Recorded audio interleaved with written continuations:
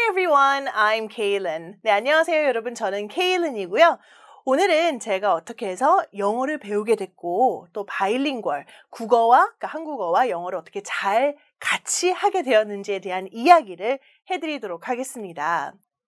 이렇게 한 7개국에서 살았지만 오늘은 특히 대한민국, 뉴질랜드 그리고 미국을 중점적으로 말씀드릴 건데 그 이유는 제가 영어를 배우고 영어로 대화를 하면서 생활할 때 3가지 터닝 포인트가 있었어요. 그게 바로 이 3개의 나라에서였거든요. 자, 그럼 뉴질랜드부터 시작을 해보도록 하겠습니다. 뉴질랜드에서 제가 초등학교를 처음 입학하게 됐어요. 영어 한자도 못했죠. 애플 정도 알았어요. 애플은 사과다. 요거는 배우고 갔는데 전혀 소통은 되지 않았죠. 그런데 학교 첫날부터 학교 마지막 날까지 제 머릿속에 남아있는 장면은 이 사진으로 잘 표현이 되는 것 같아요. 항상 선생님은 교실 중간 정도에 의자에 앉아 계셨고 저희 학생들은 이렇게 둘러 앉아서 책을 읽어주시면 책을 이렇게 보고 또 다른 수업 시간에는 선생님 말씀을 잘 듣고 질문이 있으면 이렇게 손을 들어서 물어보고 이랬던 장면이 굉장히 머릿속에 깊이 남아있거든요. 자, 이렇게 해서 뉴질랜드 초등학교를 다니면서 영어를 배웠죠. 근데 사실 제가 굉장히 좀 부끄러움을 많이 타고 또 친구들 사이에서도 이렇게 막 활동적으로 그렇게 하지는 못했어요. 영어를 못한다는 그런 것도 있었지만 어쨌거나 저는 굉장히 좀 성격이 샤이한 편이었거든요. 그래서 엄마가 그래 그럼 학교에서는 영어를 배우지만 어디선가에서는 영어를 써봐야 하잖아요. 그래서 다양한 활동을 통해서 과외 활동을 통해서 영어를 쓸 수 있는 방법들을 마련해 주셨어요.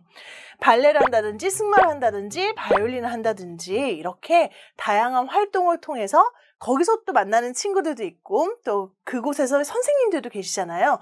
영어를 할 수밖에 없는 그런 환경을 만들어 주신 거죠. 그러니까 여러분들도 우리나라에서 또 할 수 있는 과외 활동, 다양한 활동들이 있잖아요.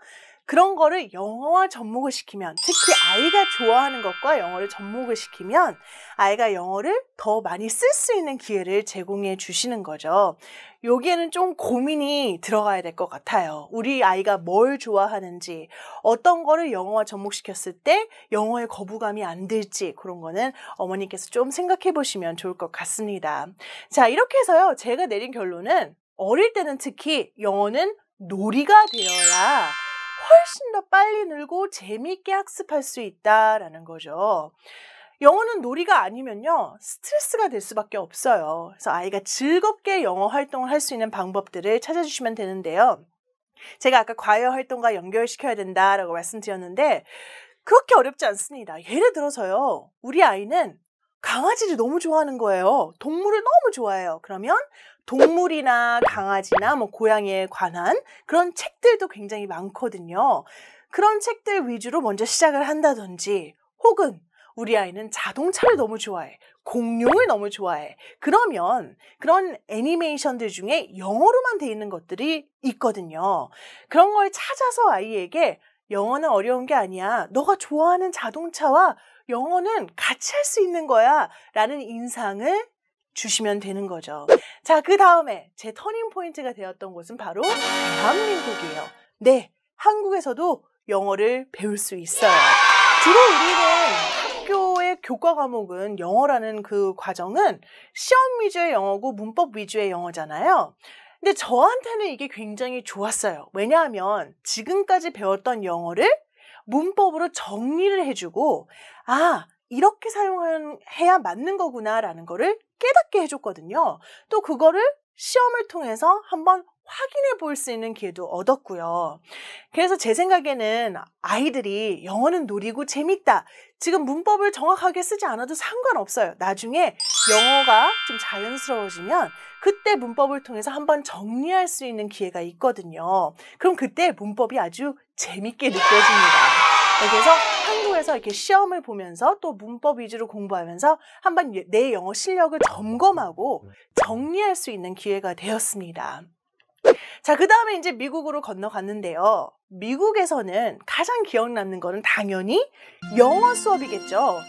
영어는 미국에서 국어잖아요. 그래서 미국의 국어 수업이 굉장히 기억에 남았는데 이때 다니면서 영어 수업은 항상 똑같았던 게 기억이 나요. 항상 같은 패턴으로 돌아갔어요. 어떻게 돌아가느냐? 일단 책을 읽었습니다. Read a book. 책을 읽은 후에는 선생님과 함께 또 학생들과 함께 친구들과 함께 analyze it. 분석을 했어요. 그런 다음에 이제 과제로 write an essay. 에세이를 썼죠. 그래서 책을 선정할 때는 그게 제일 좋은 것 같아요. 내 아이에게 지금 가장 큰 관심사가 뭔지, 또 내 아이가 이런 책을 읽으면 흥미롭게 생각하겠구나. 그런 걸 위주로 선택을 하시고 같이 함께 분석을 하고 같이 함께 또 뭐 에세이까지는 쓰진 못하겠지만요. 한번 이야기도 나눠보고 그 후에 그거 관련된 활동들을 같이 하면서 영어를 공부하는 게 아주 도움이 많이 됐습니다. 요거를 따르면 여러분들 영어는 아주 쉽고 재미있게 배울 수 있습니다. 그래서 이제 미국의 국어 수업은 요랬다라는 걸 알려드리고요.